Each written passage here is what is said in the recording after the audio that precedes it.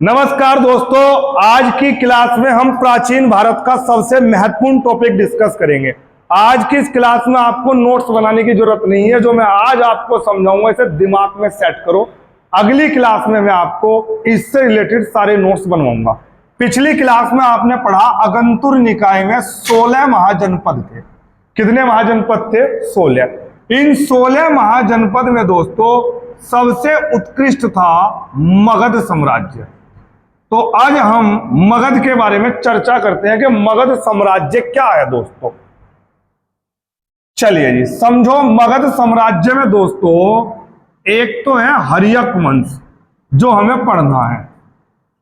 हर्यक वंश के बाद एक हमें पढ़ना है शिशुनाग वंश। शिशुनाग वंश के बाद एक हमें पढ़ना है नंद वंश। 3 वंश हमें पढ़ने हैं। हर्यक वंश की जो शुरुआत है दोस्तों वो बिंबिसार राजा से है, यानी कि मगध साम्राज्य का संस्थापक हर्यक वंश का बिंबिसार को माना जाता है।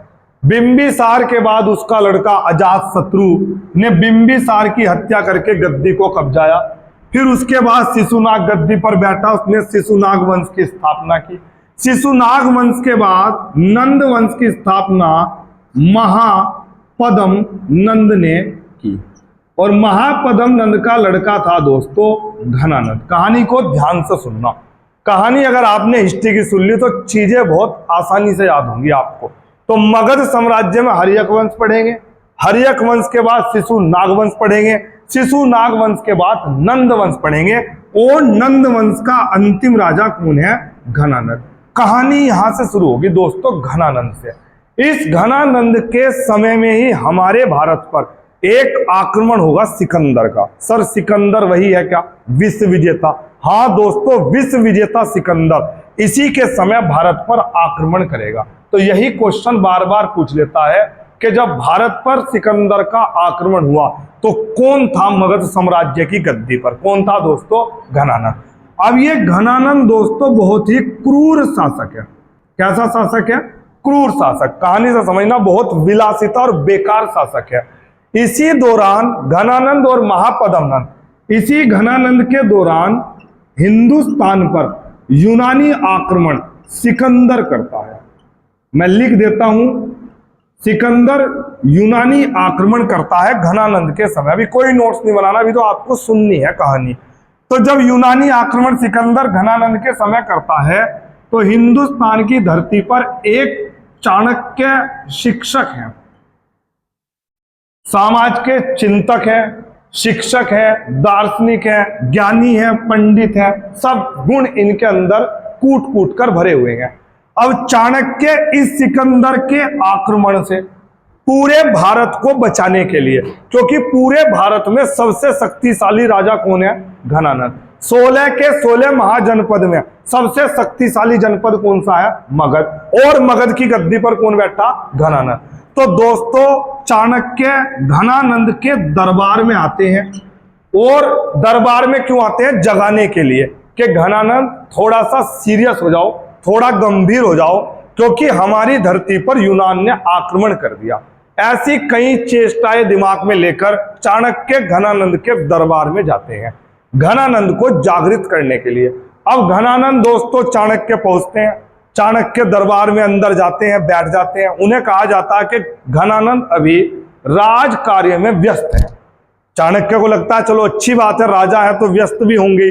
अब चाणक्य वहां बैठे रहते हैं, काफी देर हो जाती है बैठे बैठे। फिर पूछते हैं भाई क्या रीजन है? अंदर से पता लगता है कि राज कार्य में व्यस्त है। अब चाणक्य अचानक से अंदर जाकर घुसकर देख लेते हैं चल क्या रहा है।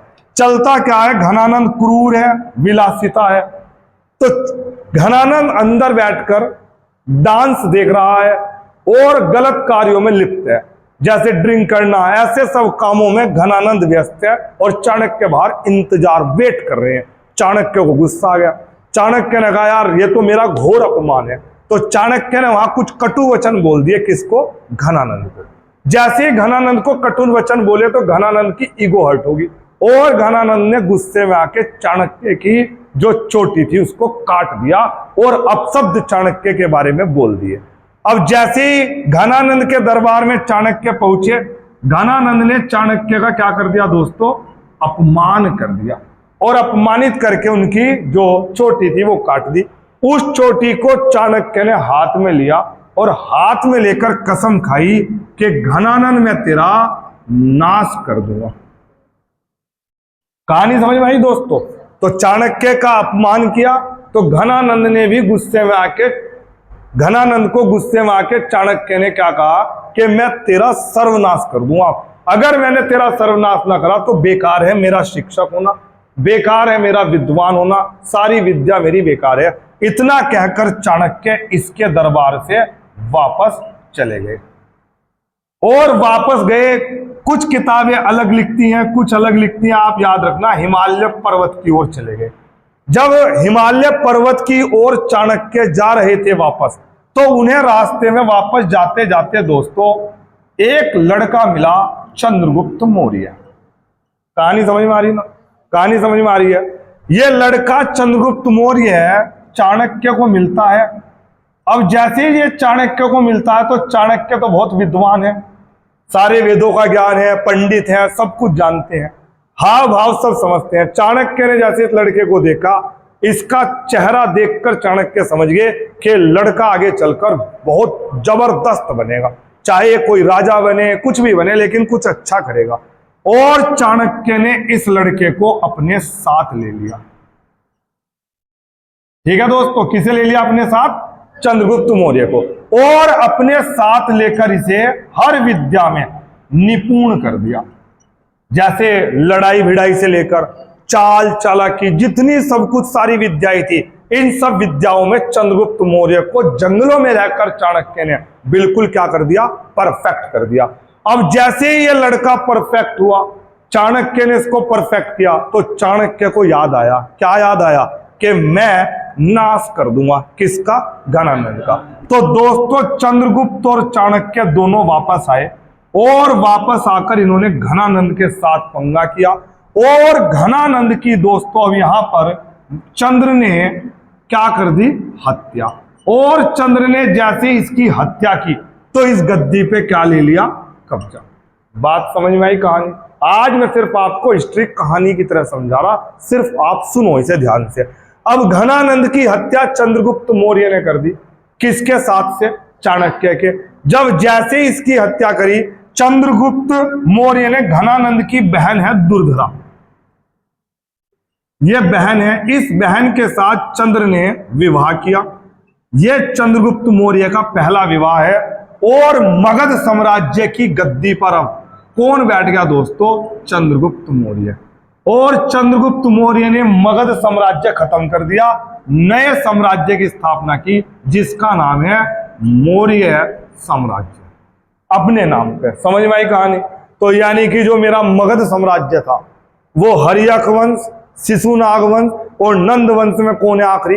घनानंद। घनानंद पे आके क्या हो गया? समाप्त हो गया। और जैसे ही घनानंद पे आके समाप्त हुआ तो उसका क्या बन गया?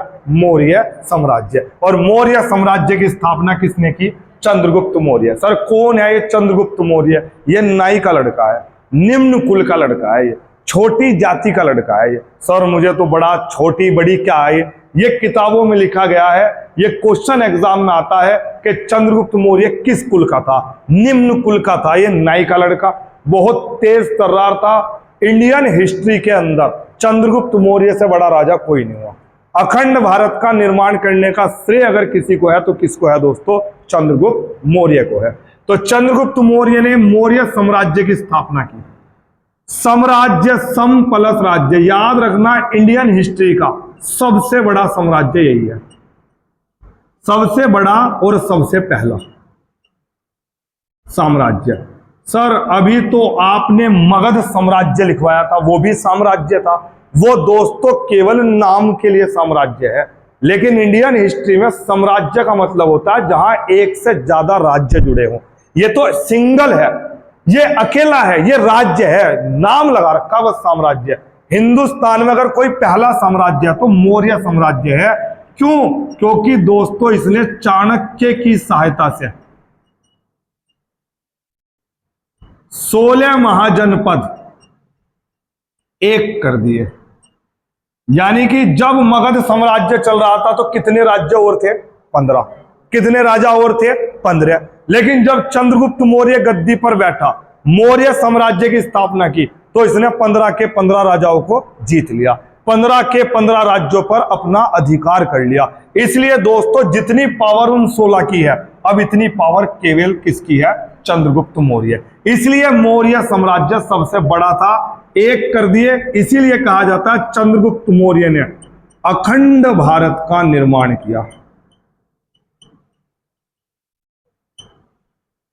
समझ में आई बात? तो मैं इसके सारे नोट्स बनवाऊंगा, आपको भी घबराने की जरूरत नहीं है। अभी तो मैंने आपको हिस्ट्री समझाई, कहानी सुनो ध्यान से। क्या कहानी है? कहानी ये है, सबसे पहले हम पढ़ रहे थे, हमने पढ़ी सिंधु सभ्यता, हमने पढ़ी वैदिक सभ्यता।